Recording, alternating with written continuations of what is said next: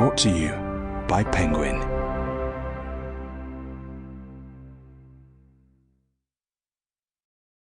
The Red Arrows by Wing Commander David Montenegro.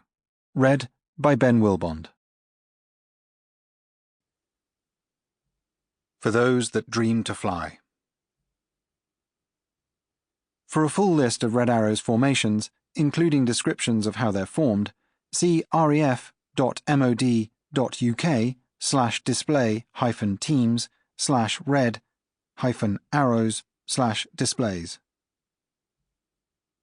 Prologue, 21st of March, 2010.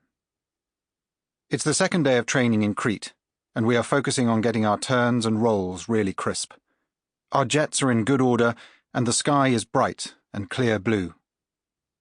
Mike Ling, my synchro pair leader, and I are feeling well rested and confident in our maneuvers, that we have really cracked the synchro pair training program.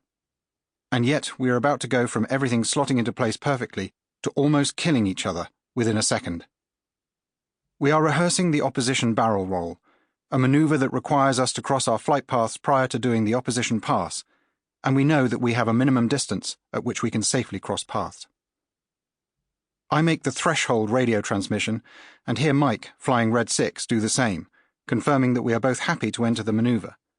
But as I look at the view ahead of me, I suddenly realize that something is different. The aircraft opposite, Mike's aircraft, looks much bigger and closer than it should. In that instant, I realize the crucial crossing of our flight paths is no longer an option. We're far too close together, and the distance is shrinking with every passing moment. I'm staring at the oncoming jet, my mind racing as I quickly try to decide what to do next. It's all coming down to a matter of seconds, split seconds even, the distance closing rapidly between Mike's Hawk and mine. I swiftly think through the prescribed escape maneuver for just this scenario, but I have a horrible feeling that, based on our current positions, the usual escape protocol might actually put Mike and I in more danger in this instance, putting the belly of my aircraft firmly into Mike's Hawk. I need to try another method of escape, and fast. There's barely any time to think. As our jets rush towards each other, I push forward on the control column, trying to avoid Mike by going down rather than up, to fly beneath him instead of rolling away. I figure if I can see him the whole time, I'll be able to avoid him. In the moment, I abandoned the conditioned response, the escape maneuver that Mike and I had drilled over and over with the rest of the team. I'm flying by instinct now. But so is Mike, and as I see him push down on his control panel, my stomach lurches as I realize we have unfortunately made the very same decision. My heart is hammering, and Mike's aircraft is still hurtling closer and closer to mine. With a pang, I understand that we are going to collide. There's no get out here. I'm done. I duck my head and shut my eyes. I really don't want to see what is going to happen next, and wait for the inevitable. I hear a deep thud, and my Hawk's airframe vibrates and shudders momentarily. I'm still here. I open my eyes, and all I can see is the runway hurtling towards me as my Hawk heads straight down towards it.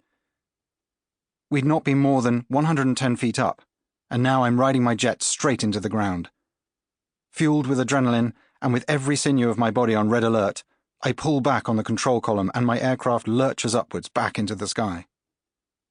As I fly up and away from the scene, I'm in a state of total shock. Then I see an explosion in my mirror. Mike's jet hitting the ground. His Hawk splinters on impact, littering its burning parts across the airfield below. I try and slow down my breathing and attempt to calm myself as I look for a safe place to land my damaged aircraft. Waves of guilt are threatening to overwhelm me. But I'm not safe yet. I can't lose focus. Not now. Chapter 1. Welcome. We were headed to Pasto, a Colombian city in the foothills of the Andes Cordillera and the family home of my father. Our mode of transport, a rather rickety-looking propeller aeroplane, almost pocket-sized compared to the vast commercial airliner that we had left at Bogotá. As we climbed over the mountains of Colombia, the aircraft lurched and creaked, and I remember my mother gripping my hand, petrified that we weren't going to make it.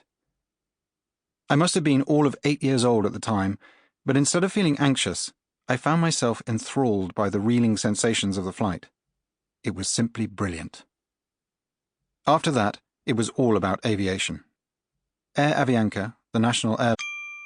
Sample complete. Ready to continue?